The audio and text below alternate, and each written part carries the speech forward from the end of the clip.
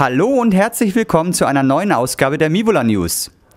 Nun ist es soweit. Unsere bislang aufwendigste und detailreichste Sonderausstellung wurde eröffnet. Die Geschichte unserer Zivilisation im Miniaturformat. Wie bereits vor einigen Monaten angekündigt, haben wir gemeinsam mit der Landeszentrale für politische Bildung Hamburg eine Ausstellung entwickelt, die Geschichte erlebbar macht.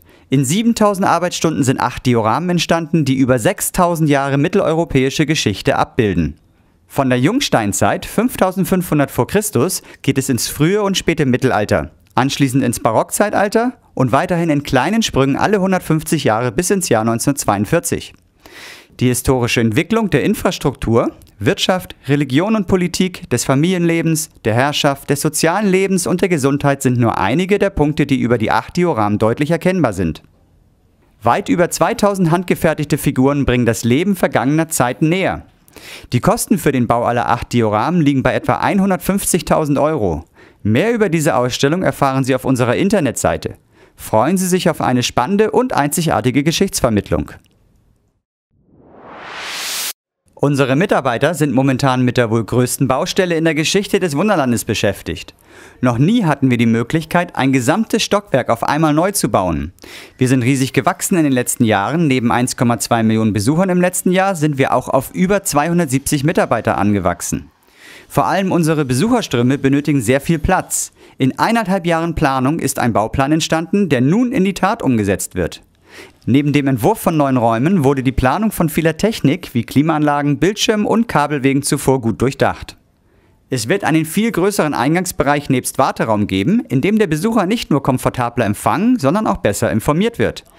Der Haupteingang wird verlegt, es gibt einen großzügigeren Shopbereich, der Restaurantbereich wird viel größer, der Kinderspielbereich bekommt einen eigenen Gebäudeteil und vieles mehr. Mehr darüber auch in der neuen Gerrits Tagebuchfolge. Im Skandinavien-Abschnitt gibt es eine neue Fährroute zu vermelden. Die Scandline Berlin durchkreuzt ab sofort die Ostsee und verstärkt die Verkehrsachse zwischen Deutschland und Dänemark. Während einer feierlichen Zeremonie wurde in Anwesenheit des CEO von Scandline, Spank Peel, und dem zukünftigen Kapitän Carsten Watzak der echten Ostseefähre die kleine Version des Fährschiffes getauft. Ein kleines Feuerwerk begrüßte das Schiff zu ihrer Jungfernfahrt.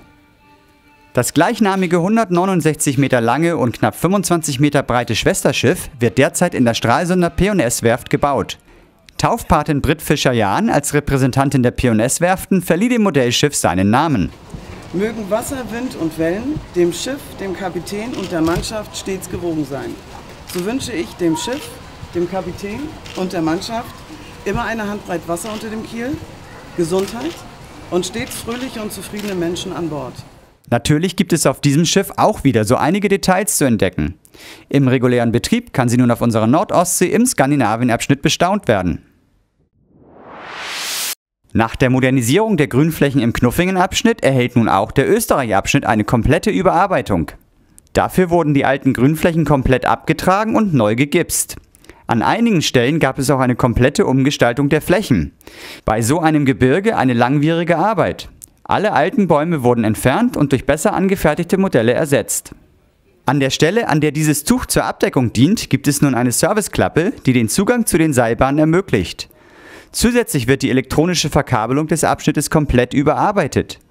Neue LEDs sollen dafür sorgen, dass Trittflächen im Dunkeln für die Bahnfahrer sichtbar werden. Die Modernisierung vermittelt einem das Gefühl, vor einem neuen Bauabschnitt zu stehen. Natürlich wurde hier darauf geachtet, dass die alten Details wie das Radrennen zu finden sind. Dabei sind aber auch neue Kleinigkeiten hinzugekommen. Nicht nur in Österreich ist man derzeit mit Modernisierungen beschäftigt, sondern auch in allen anderen Abschnitten. In Skandinavien werden zurzeit ein paar Modelle ausgetauscht, die nicht wirklich in das Umfeld passen oder renovierungsbedürftig sind, wie zum Beispiel dieses Gebäude. Ein richtiges Highlight ist die neue Eismeerkathedrale. Im Originalen wurde sie 1965 im norwegischen Tromsø errichtet. Die eigenwillige Architektur mit spitzer Dachkonstruktion soll das Polarlicht, Eis und lange Dunkelheit symbolisieren. Die Rückenwand der Kirche besteht aus einer großen bunten Glasfront. Es stellt eines der größten Glasgemälde Europas dar. Die zuvor angebrachte Beleuchtung taucht das Gebäude bei Dunkelheit in eine besondere Atmosphäre. Nach mehreren Wochen Arbeit ist dieser Nachbau nun auf unserer Anlage zu finden. Ein weiteres Modell wird derzeit für den Nahverkehrsbahnhof im Nordseeabschnitt gebaut. Da das alte Bahnhofsgebäude nicht wirklich zur Landschaft passte, wird im Modellbau ein komplett neues Gebäude aufgebaut. Zugleich wird unser Atlantis komplett überarbeitet. In den nächsten Wochen entstehen viele neue Szenen, die bald unsere Unterwasserwelt bereichern werden. Vielen wird dieses Modell sehr bekannt vorkommen. Es wird ein altes Gebäude an einer ganz besonderen Stelle ersetzen, und zwar in Knuffingen. Das neue Schloss Löwenstein. 10 Jahre lang hat die Feuerwehr hier fast ununterbrochen Feuer gelöscht. Nun ist es Zeit für einen Wechsel des Gebäudes. Hier bereitet Christian gerade die bekannte Feuereffekttechnik, also eine Nebelbox, vor, an der später die Nebelmaschine und die Schläuche für die einzelnen Feuerstellen angeschlossen werden. Wenn die Elektroniker mit der Beleuchtung fertig sind, wird dieses Modell auf der Anlage für größte Unterhaltung sorgen. In der Flugzeugwerkstatt tut sich in den letzten Wochen schon wieder so einiges. Der Rohbau der Boeing 747-400 ist abgeschlossen und nun fertig für die Lackierung. Ebenfalls ist der Airbus A310 Fracht für die Lackierung bereit. Nach langer Zeit ist nun eine neue TUI-Fly-Maschine im ICE-Look bei uns gelandet. Diese Boeing 737-800-Variante fliegt auch unter echten Voraussetzungen und passt durch ihr Aussehen sehr gut auf unsere Anlage. Zusätzlich wurde an neuen Details des Vorfeldes gearbeitet, wie zum Beispiel im Bereich der Privatflieger. Auch im Bereich Fahrzeugmodellbau gibt es etwas Neues zu zeigen. Von Zeit zu Zeit müssen unsere Fahrzeuge von der Anlage genommen und aufgehübscht werden.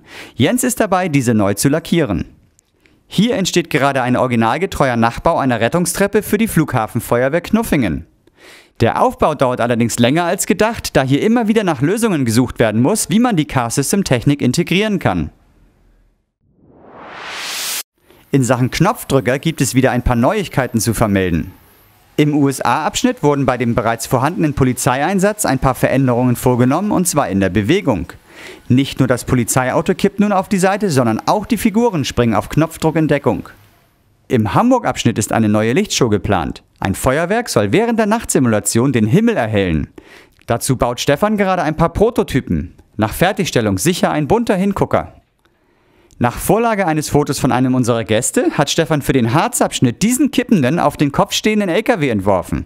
Dass bei dem Aufladen eines Schuttcontainers auch mal etwas schief laufen kann, zeigt uns Stefan. Da kommt unten ein Motor drunter und ich kann ihn dann einfach drehen lassen. Das heißt, dass ich das Magnetfeld langsam reinwandern lasse. Oh, das war ein bisschen sehr schnell.